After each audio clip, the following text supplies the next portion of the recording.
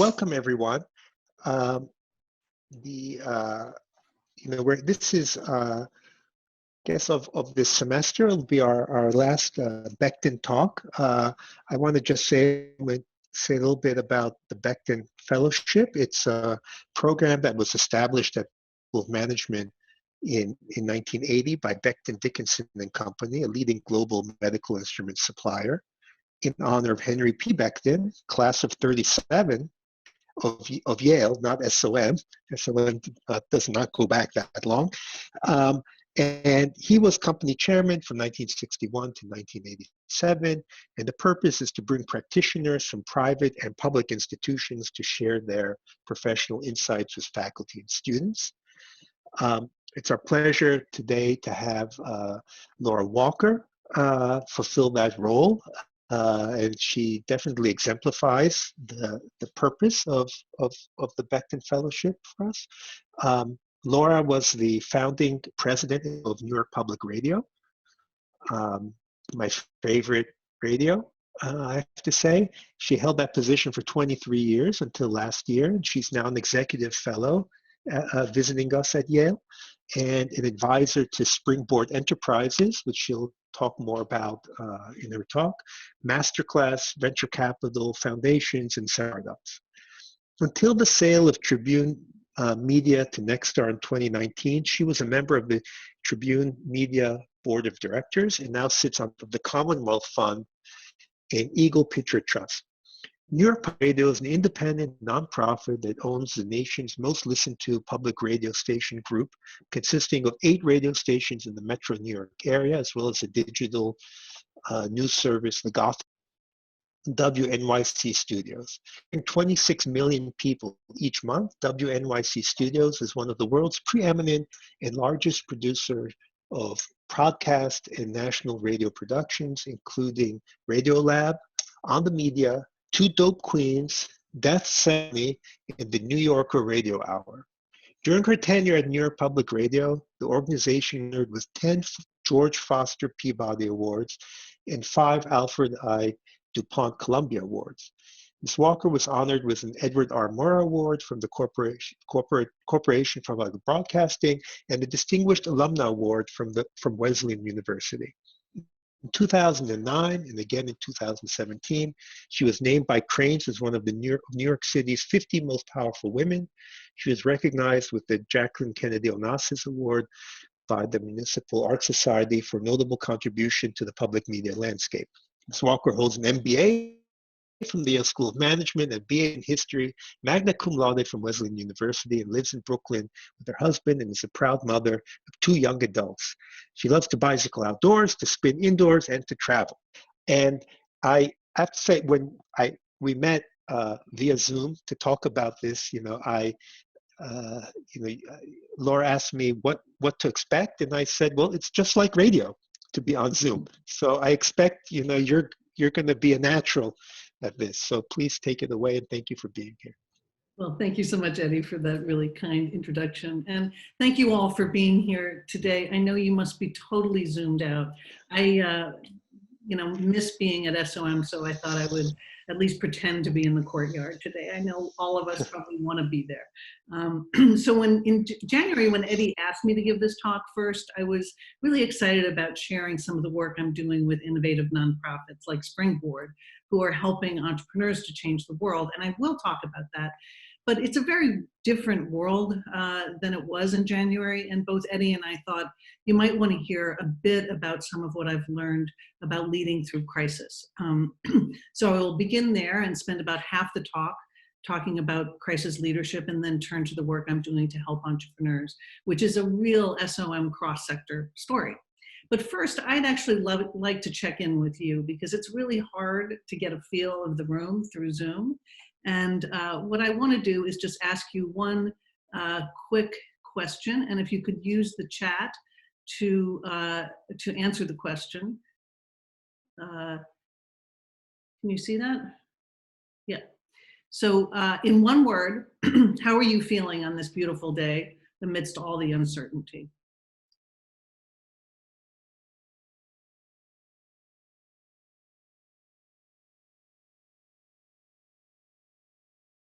I can't see my chat. Oh, there. Um,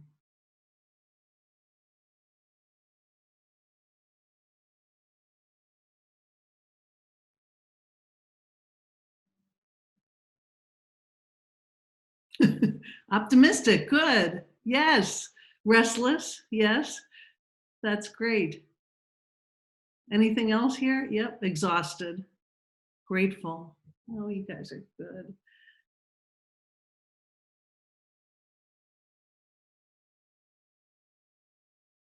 Busy and worried. Thankful. Stir crazy. Yeah. I can understand that. Well, thank you for that. I know it's hard in this time as we're kind of dealing with this, unforeseen life to kind of go on and pretend like everything is kind of the same. Um, I think that in any crisis, it's really important to honor your feelings of pain and your feelings of optimism. Um, but as Toni Morrison says, chaos contains information that can lead to knowledge and even wisdom. And right now, I know, as you're dealing with kind of the end of the semester and moving into the summer, as you think about kind of your work at SOM, you have the opportunity to develop the kind of resilience and skills that will help you find the wisdom and knowledge in the chaos. You are dealing with the unexpected, obviously, right now, and your study right now gives you the chance to ask yourselves what kind of crisis leader will you be? Because you're going to have crises in the middle of your leadership. And probably already have. And you have a chance to look at superb leaders like New Zealand's Prime Minister Jacinda Ardern, who's done, as far as I'm concerned, a magnificent job of leading with both the head and the heart during this pandemic, and some others that are not doing so well. Today, when I talk about the crisis management, I want to highlight three things I have learned. One is a leader's decisions are magnified during a crisis, so it's important to make decisions quickly, to communicate them transparently, and show your heart. Secondly, out of chaos is opportunity. And thirdly, networks are critical every step of the way. So I want to start with two stories of my own experiences during global crises. And the first one begins on a beautiful day that is very much like the day today. The sky was a deep and cloudless blue, and the air was clear and very light feeling. It's a bit like New York today. You probably know what day it was. It was 9/11, 2001. I was the CEO of New York Public Radio. I was in Brooklyn. I had voted. It was a mayoral primary day. And I was right across, right on the Brooklyn side of the Brooklyn Bridge. I looked up and I saw these silver flakes and papers swirling in the wind coming toward Brooklyn off the East River. And I looked up at the World Trade Centers, which I could see from there. And that was where our FM antenna was. We had other station, an AM station, but our FM antenna was on the North Tower. And I knew I had to get into Manhattan to get to the studios to figure out how we were going to report in this crisis. So I took the last what turned out to be the last subway in, got out of the subway.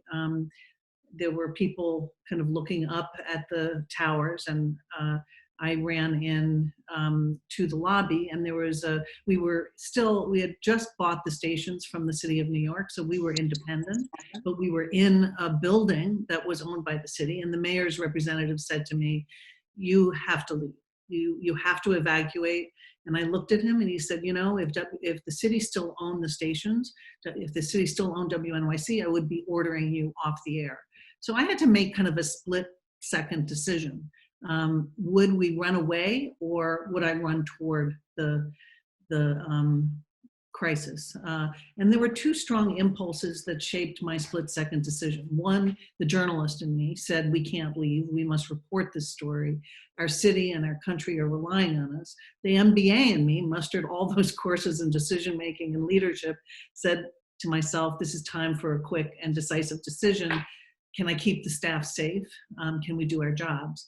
So with due respect, I said, the city doesn't own the stations anymore. If you want to ask the mayor to ask me to leave, I will.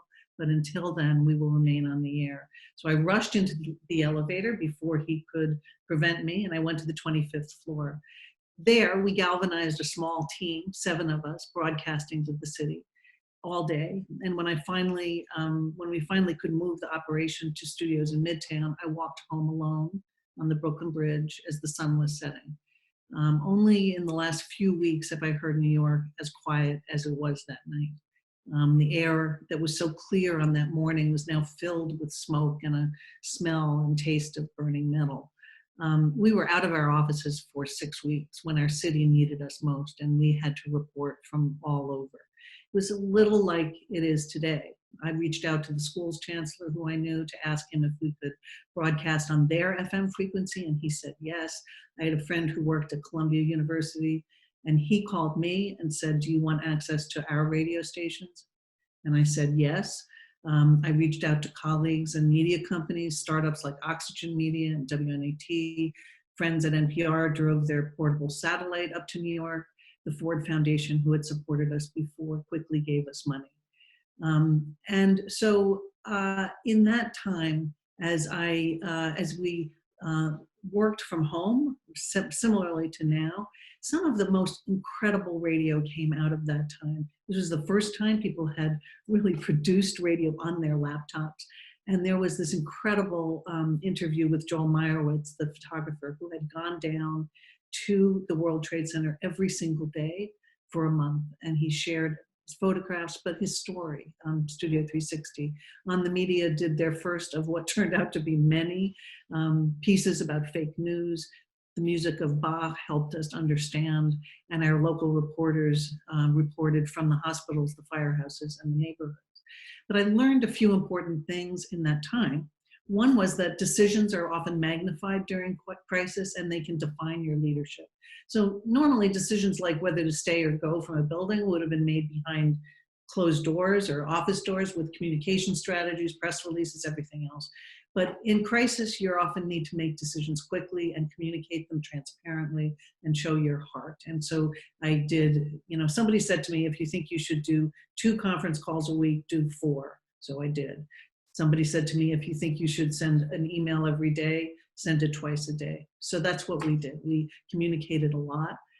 Secondly, out of the chaos of the crisis came opportunity. And there were really 2 game-changing directions that took shape for New York Public Radio on 9/11. One was we really realized how much New York depended on WNYC and the local news and the local perspective, because nobody else in the country was sharing what we were sharing.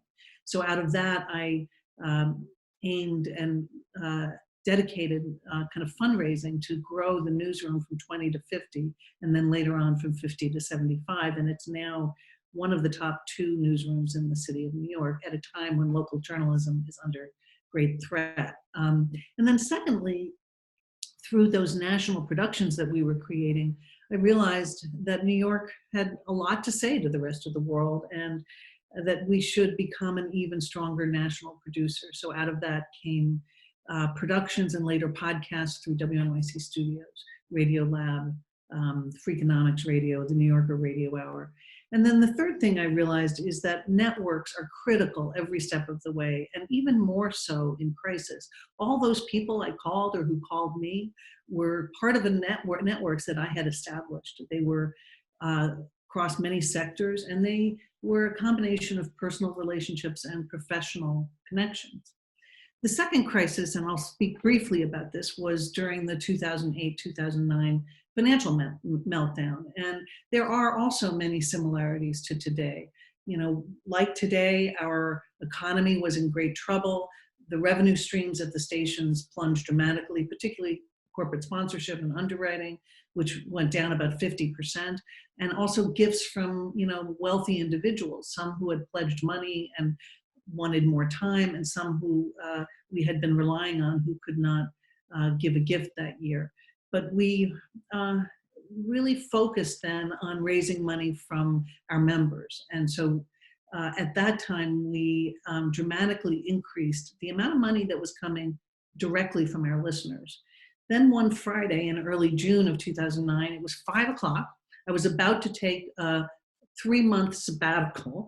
I was going off to China and biking in Italy with my son and all sorts of things. And the phone rang, and it was my friend Tom Bartunek, who was the general manager of WQXR, which was, as many of you know, the classical music station that was owned by the New York Times at that time. And the New York Times company was in a lot of trouble financially then, and they were selling their assets. And Tom said to me, "Do you want to buy QXR?" And I said, "Well, Tom, you asked me that last month, and I do, but I can't afford the $45 million that you want me to pay." And so he said, "Well, I have a deal for you. I'm going to offer it to you for $11 million." And I'm like, "Okay." He said, "But you have to do it in 6 weeks." And I'm like, "How are you going to offer this to me for $11 million?" And he described this really interesting 3-way deal with Univision and the New York Times and us. And I won't go into the details, but it was a really fascinating 3-way deal. We were able to get it for $11 million. And I made a decision on that at 5:05. And I said, "Well, I'm not going on my sabbatical." And I said, "Yes, we're going to do it. We're going to get this done." And I knew that my board would agree because we had laid down a really strong plan to buy another station. We wanted to do that so we could have music on one and news and talk on another. And we had a business plan, so I knew what it would take. And so we did it. And I called up, but I needed to raise $15 million because of transition costs as well. And I called up one of my donors who was suffering in the financial crisis. And I said, "Can you help us?" And she said, "Well, yeah, I mean, but not a lot. I can probably give you about $50,000. And she said, "But I'll talk to my daughter." So she talked to her daughter, we talked to her daughter, and in a week, they gave us $5 million. And that then leveraged money from our board, and we were able to do it. So what I learned there was that during a crisis, the decision to purchase the station like that wasn't, well, it wasn't as quick as the decision to stay in the building on 9/11. It was a defining moment for the institution. And I learned that the importance of planning because we had laid a foundation. I learned that I love SOM interns because we had an intern that summer who was phenomenal and helped with that transaction. I learned that the boldness is in the DNA of some boards of trustees and not in the DNA of others. Our board, which had bought the licenses from the city, was bold and was willing to take a risk even in a very rough financial time. And then secondly, I realized that out of chaos is opportunity. And in this case, the New York Times never would have sold us that station if it hadn't been for their financial issues. And thirdly, I knew that networks paid off. You know, Tom Bartunek, the head of QXR, and I had become friends because we went to lunch every single month. We decided we're competitors, but we're going to go to lunch every single month, and we would laugh about what we could share and what we couldn't. But that personal relationship was really important to the deal. And also with that large donor who I had gotten to know. So the networks really pay off in a crisis. So I think these 3 things, quick decisions, chaos out of opportunity, and networks are important for you in your personal life and in your work life. But I want to fast forward 10 years from then. And it's 2019. I've left New York Public Radio. And I met Kay Koplovitz, who some of you may know. She was the founder of USA Networks, which, and one of the legends in cable. And I met her actually at a Yale CEO forum, one of those forums that Jeff Sonnenfeld runs, and became really fascinated by what she was telling me about this small nonprofit. I mean, literally very small nonprofit, about $2 million in revenue every year, that she had founded 20 years before that, but had helped to create $20 billion in revenue for women-led businesses. She understood that one of those most powerful lessons we just explored about crisis management, and that is the importance of networks. 20 years ago, Kay saw that women entrepreneurs were struggling mightily to get their companies funded. There just were no VC firms that wanted to fund women, and only a few of the VC firms even had a woman who was working there in management. And as she talked to a range of entrepreneurs and other people, she came to one conclusion, And the conclusion was that women didn't have the networks to help them learn how to pitch the business. They didn't have the networks to help them get funding. They didn't have the networks to help them scale their businesses. And it reminds me of some research that was done by Herminia Ibarra at the London School of Business that is about why women don't have, even now, big networks. And that is that, likes attract, that men tend to, be at the top ranks, and they, tend to figure out and, find relationships with other men, and women need to make an even greater effort to kind of cross the gender divide. And secondly, and I thought this was actually really interesting, she did some work where she asked men and women to talk about and categorize their the people in their network by personal or professional. And what she found was that the men had a lot of crossover between their personal and professional networks. They would go to dinner or play golf with the same people that they would be doing business. So therefore, they would be talking about business in their free time, and when they're doing their own entertainment, and often they would build trust. Women, on the other hand, tended to have two kinds of networks, personal and then professional, which didn't give them the opportunity to do so much trust building and work while you're doing other enjoyable things. And then the third thing that she found was that probably as a result of these two things, many women felt that creating a network, even creating a network, is kind of inauthentic and not kind of worthy to do. So I thought that was really interesting. And I think Kay found some of these same things. And so she and her co-founder, Amy Millman, decided to help. They started Springboard with a mission to accelerate the growth of entrepreneurial companies led by women through access to essential resources and a global community of experts. So what they did is they created a network that now has 5,000 people in it, lawyers, VC people, life science experts, a range of different people, probably about 1,000 of whom are really active. And here's how it works. Every year, Springboard chooses about 50 entrepreneurs from thousands of applications and put them in cohorts of 10. And they usually have it's really focused on technology. They have kind of a life sciences cohort. They'll have a med tech program, sometimes a fintech program, and fashion tech.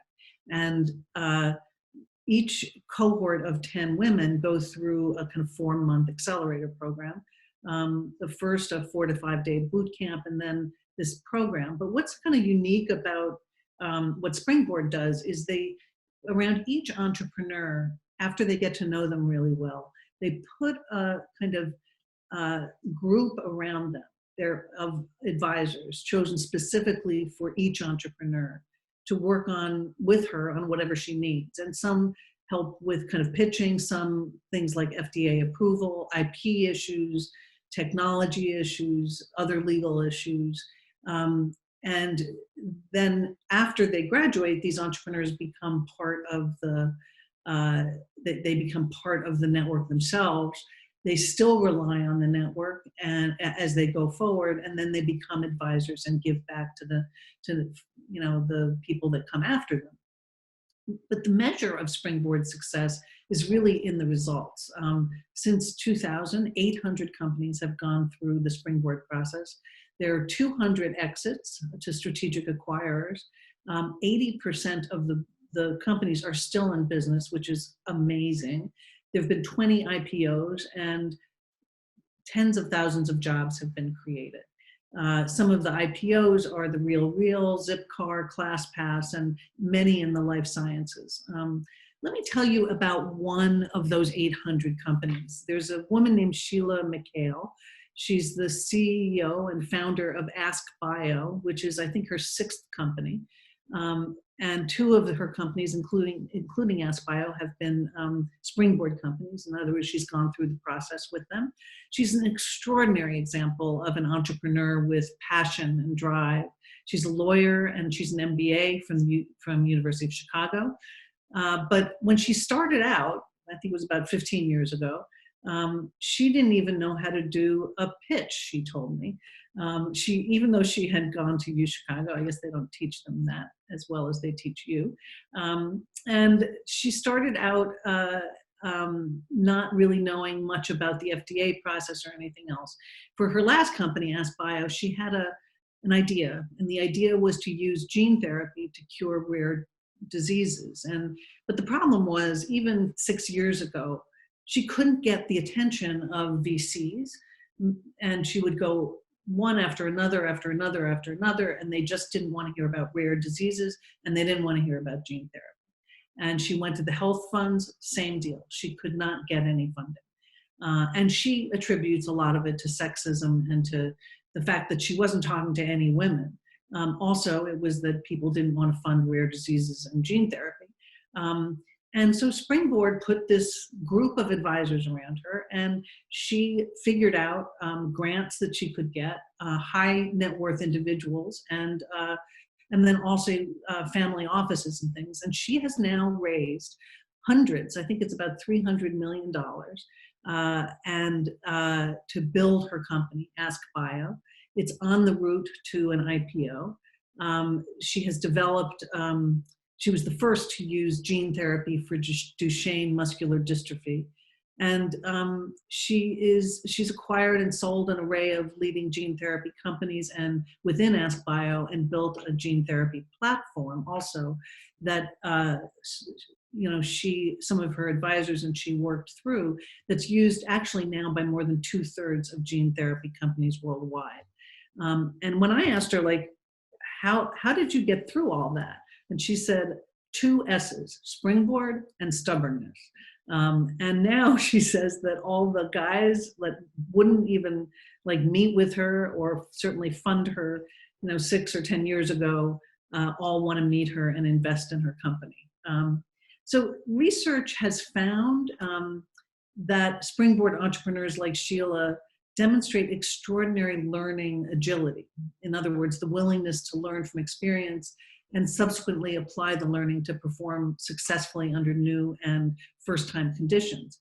And springboard entrepreneurs are demonstrating this learning agility during the COVID crisis, and Springboard is there to help. I think there are about 6 to 10 of the companies within the Springboard portfolio who are helping with some of the therapeutics that are being developed and the vaccines. There's one that is doing this really cool work in creating kind of a way to inject a vaccine that only uses about half of the vaccine that a normal injection would use. There's another Springboard entrepreneur, Michelle Longmire, who founded a company in 2015 to accelerate clinical drug trials.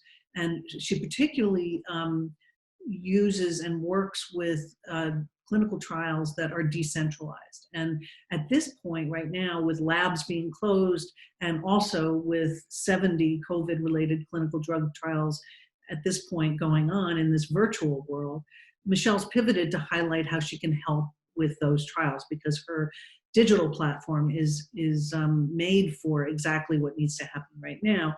And all of this helped her raise a $25 million round last week, actually, that closed on Friday. So I've been working with Springboard these last few months to help build a longer term plan. And what's interesting is that we're now focusing, in addition to the cohorts of relatively new entrepreneurs, although the cohorts that go through Springboard are really, they're usually about to do their Series A. So they've been around a while, but they're about to do their Series A or their Series B. But we're looking to kind of focus in addition on the network and building out an even stronger network, and one that will more systemically kind of support the women who are building really large scale businesses. Because what you find is that women are not scaling businesses at the rate that men are. And we want to do that by really supercharging the network and creating more research and more systematic kind of relationships. We also want to create a fund to invest in the growth business, in growth businesses by Springboard entrepreneurs. And that way also Springboard can participate in the upside of the companies it's supporting, something they've never done. It's also, I think, a really interesting kind of cross-sector kind of challenge, and to kind of, how do you create a fund that is supporting entrepreneurs within a nonprofit, something that Endeavor, which is a nonprofit that supports global entrepreneurs, they've done that really well. And they first raised, I think, a $30 million fund and then a $80 million fund, and they're about to close on a much larger fund. And they're doing that as a nonprofit. So it's a real interesting, very SOM-like problem. But it's important that women entrepreneurs scale their businesses, not just for themselves, but for society, because they're often both helping to support some very complex and solve some of the very complex problems, like how to create great clinical trials that can work even in times like this, when they're especially needed. But also, if women scale businesses at the same rate and size as men do, productivity and the GDP would increase by 500%. And that is according to kind of Google and Endeavor study that was just released.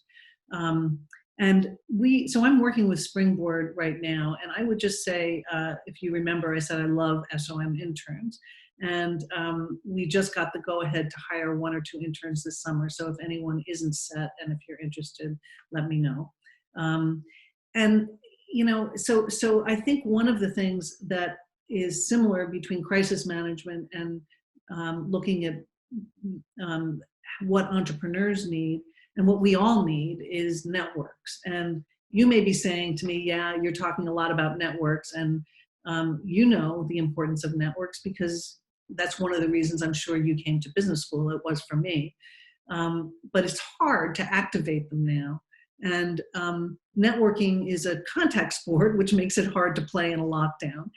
That is actually a quote from Hermione Ibarria from the London Business School in a recent Harvard Business Review article.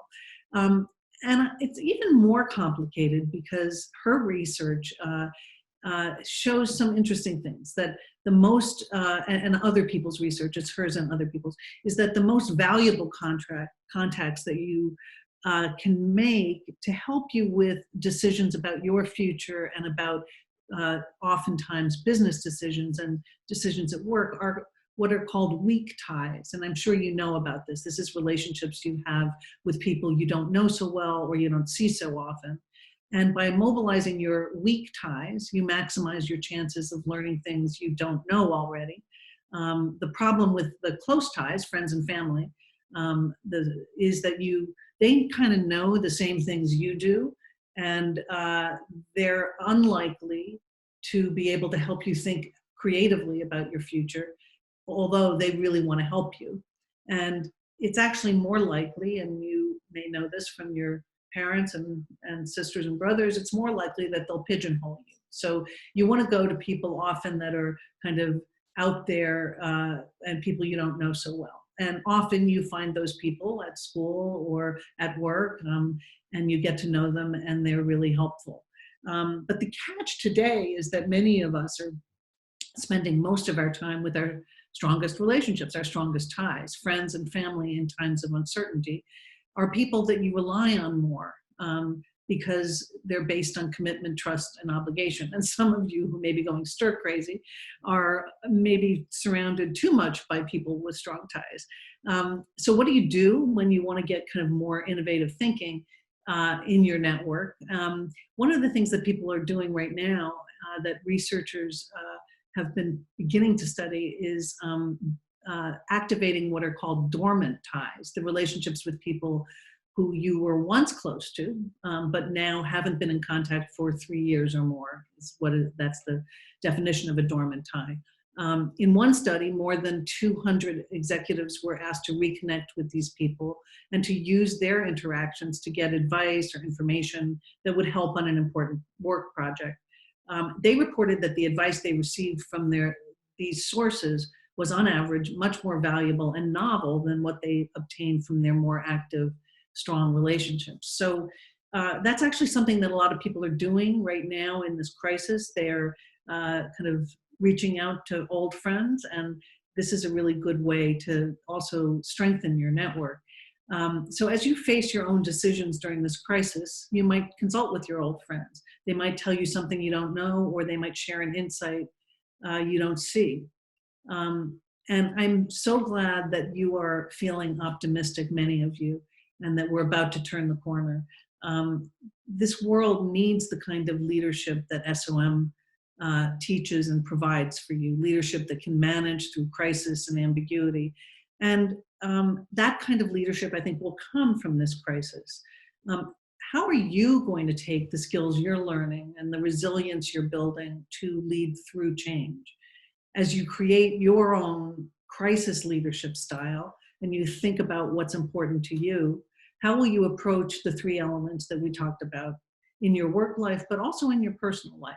Making decisions fast and communicating them transparently and with heart, looking for opportunity in chaos, and building and relying on networks. So I think this is a perfect time for you to ask yourself, where is the opportunity in chaos?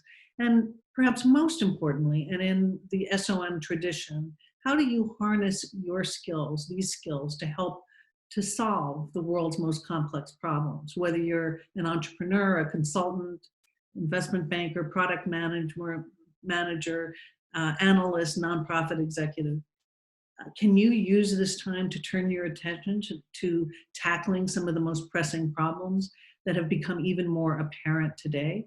Maybe now is the time to put your attention to reforming the healthcare system, or dealing with climate change, or growing inequality, or informing the citizenry about what contact tracing is, or helping with the mental health challenges we face.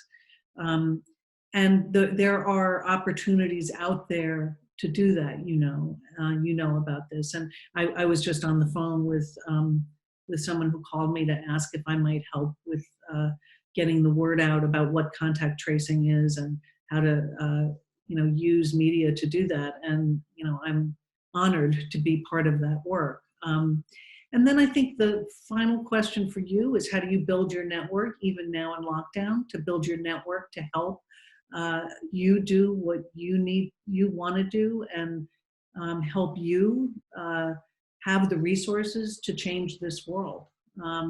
And I think you take a lesson from Springboard and think about what is a kind of bespoke network that you need around you. Do you need help with communication? Do you need help with learning about an industry? Do you need help with doing research or making connections? One of the most powerful and long-standing networks that I have is one I developed at SOM. And during this crisis, every evening, a bunch of friends from SOM and I get together for a Zoom cocktail hour. And it's been really, really fun and enlightening. And I asked them actually this past Sunday what advice they might have for you. And I'm just going to highlight two of their answers. One, who's an executive in a major biotech firm, said, what we are learning now, however frustrating it is about the future. We urgently need leaders who can lead through uncertainty and who have virtual leadership skill sets. So be a virtual leader and be that person. And another friend, an entrepreneur and consultant, said the following, and I will close with his thought. We will define ourselves in this cruel uncertainty with warmth and hope. Thank you. Thank you, Laura. That was wonderful. Should we open up to some questions? Sure, but before we do, I actually wanted to ask one more question of the group, because I'd really like to understand where people see. Let me see if I can do this. Where people see the opportunity in the chaos and the crisis. So many of you very optimistic. Where do you see the opportunity in the crisis? in your work and in your personal lives. Just one word. I would just love to hear from you, kind of where are you seeing those sparks?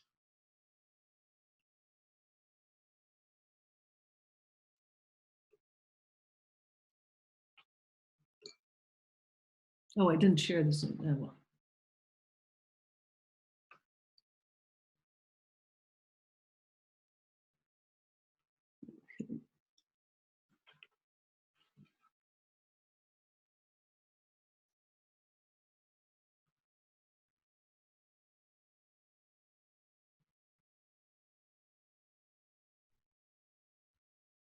Opportunities for remote work and telehealth. Yeah.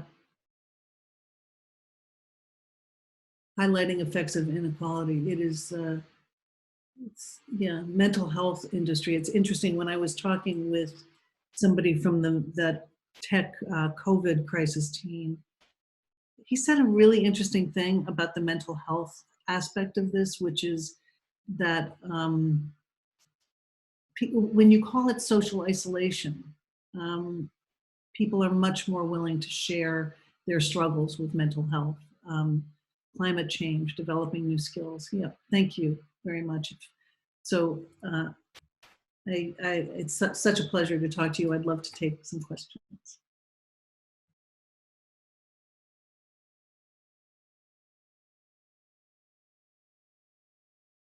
Exacerbated challenges facing developing countries. Yeah.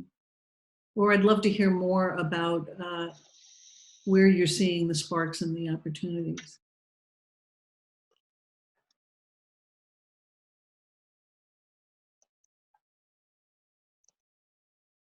Yeah, please just raise your hand and we'll call on you.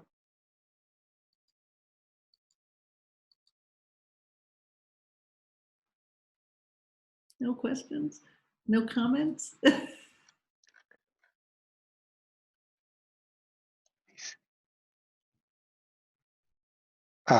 Amanda, please.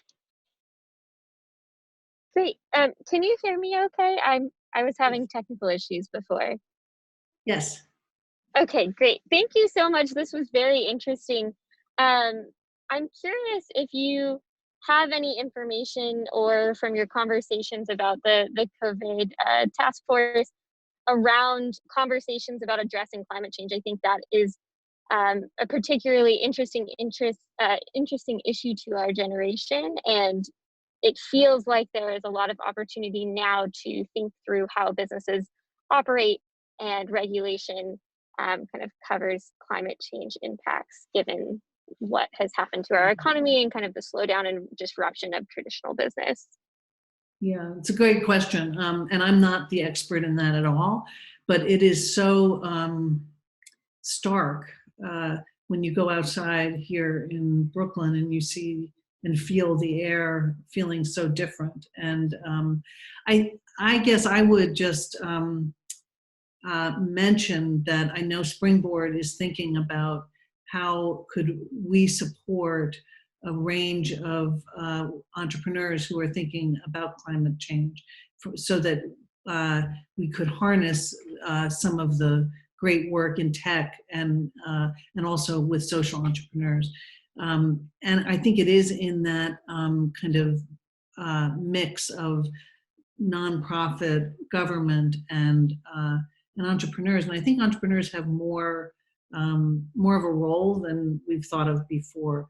But I am not the one to speak about that. I know the COVID, they're not concentrating on that today. They're really trying to think about contact tracing and thinking about how do you get people to turn on the app that Google and Apple are putting into kind of some of their devices that will help to keep track of where people are going and who is getting the virus, et cetera.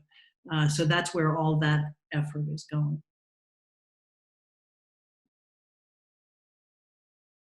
Thank you. Tell more about Springboard. Yes, how it operates and who can apply. Sure. So if you can go to their website. Springboard Enterprises is what it's called. And, you know, they don't really advertise, frankly, kind of publicly so much, which maybe they should, where the, you know, how, I mean, they I think have the information on the website about how to apply.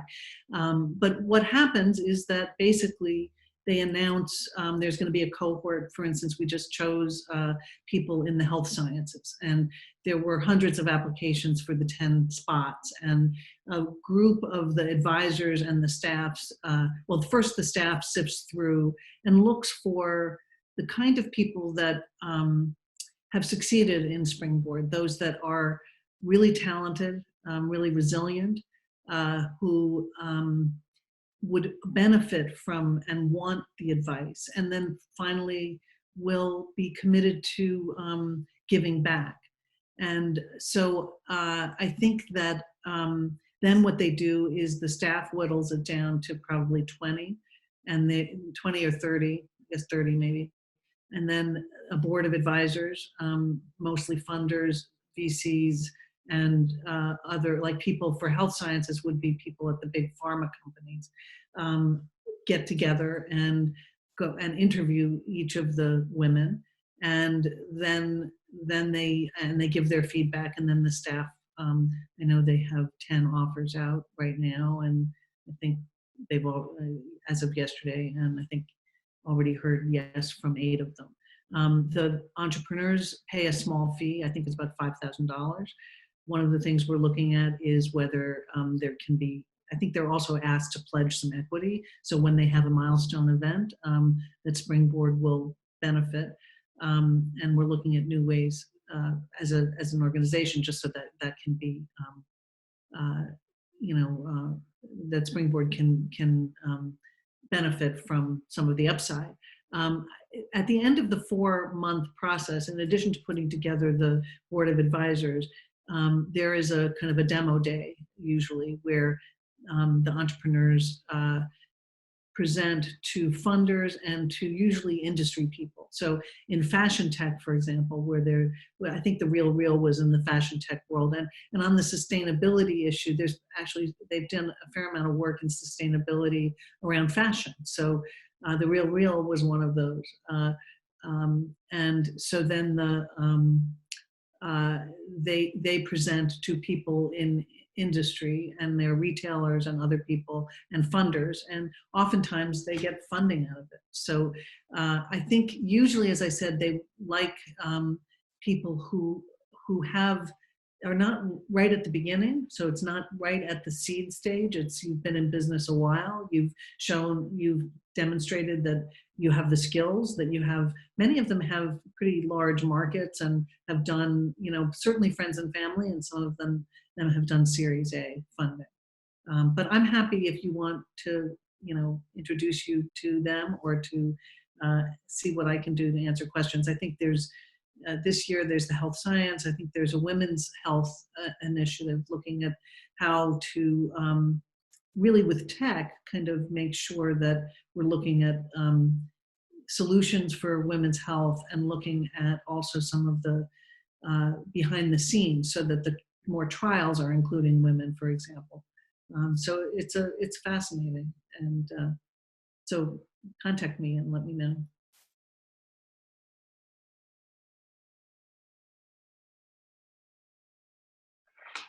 Stephen? Yes, thanks for being with us, Laura. So I was really interested in the cross-sector partnerships you were talking about earlier, and what are some of the best practices you found for, you know, maintaining a healthy relationship and effective work practices when people are, you know, sometimes on different wavelengths of, you know, yeah. So one of the biggest, so I think shared mission is really, really important. So and strategically aligned mission, even if you're a for-profit and a not-for-profit, if the work is really aligned, I think that's number one. So at New York Public Radio, we, along with NPR and WBEZ, we bought Pocket Cast, which is a podcast app, and they're a for-profit.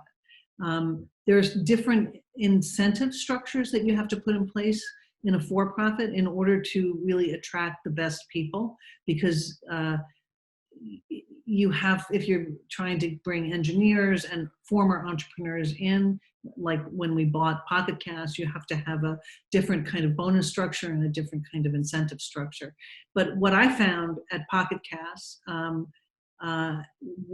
in particular, and I think in a different way at Springboard, is that if you share the mission and if you are very cognizant of your values and also understand and accept that the incentive structure is going to be different, and frankly sometimes the pay level is different between the nonprofit staff and the for-profit staff. I think those are some of the really important things. I mean, when I did the deal with WQXR, I mean, they were run as a commercial business. I considered actually continuing to run them as a commercial business, but came to the conclusion, frankly, that we could make more money as a nonprofit because we could have a diversified set of revenue. So we could have membership as well as sponsorship.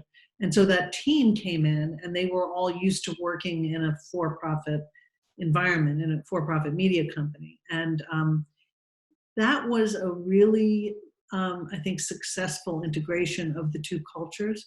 And part of what we did there when we brought them in was we created a team that had about half and half people from, you know, WNYC's classical music side and their side. And we're able to just create a great kind of set of shared goals and shared strategies. And so it's also very about the personal and about the team. But there's also issues around, you know, with Springboard as a nonprofit, you know, how do you figure out the fund? And as we are thinking about this, you're going to have to get somebody who has real fund experience. And one of the issues is if you are, as a nonprofit Springboard, you're trying to help all these women, and then to pick only some of them to fund. I think one of the things we've looked at with Endeavor and others is setting benchmarks so it becomes more transparent who gets funded and who doesn't. So you're not just playing favorites, because I think that kind of playing favorites in a nonprofit for some versus others can create some, you know, some bad feelings. Laura, I want to tap your expertise about radio and ask, how do you think WNYC and similar radio stations are faring during this time as compared to other forms of media, say television?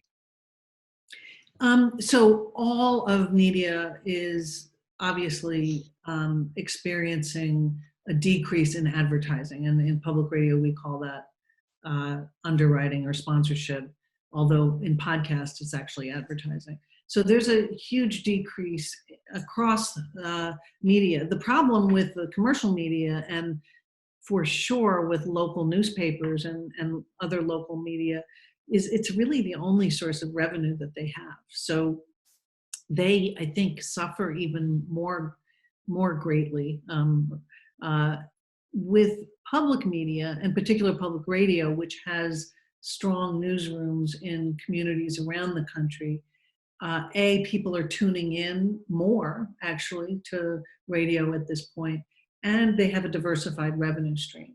So what I found in the 2008-2009 crisis is that the sponsorship went down, the high level, you know, individual donors were a little rocky, although some of them also stepped up, like the one who helped us buy QXR.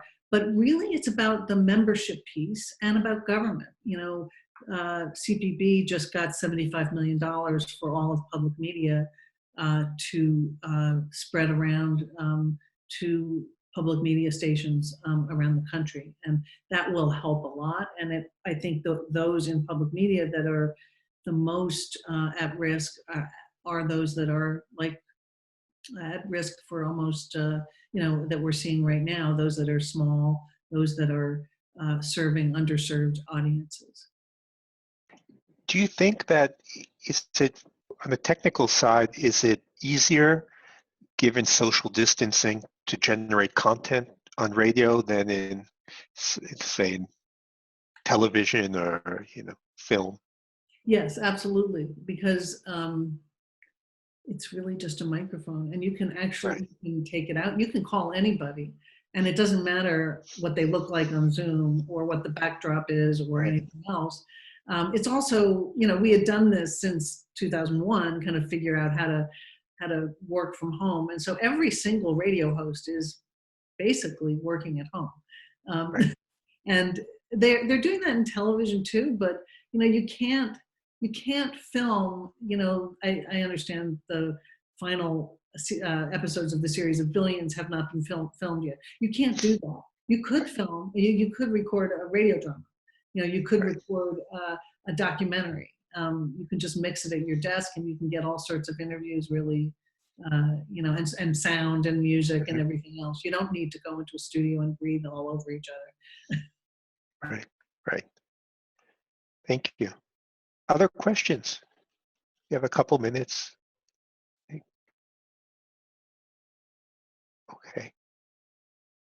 Okay. Well, I think then we are wrapped up. And so thank you, Laura. This was a pleasure, and I was looking forward to it all semester. And also just, we appreciate you taking this time in your life to be, this year, to be engaged with SOM and kind of, and I wouldn't say reconnect, but, deepen the connections with us in 2020. And we hope to see more of you and in person. So yeah, it's hard to be in residence when no one's in person. Yeah. Thank you so much, Eddie. Yeah, thank you, everyone. Thank you, Bye-bye. Laura. Thank you.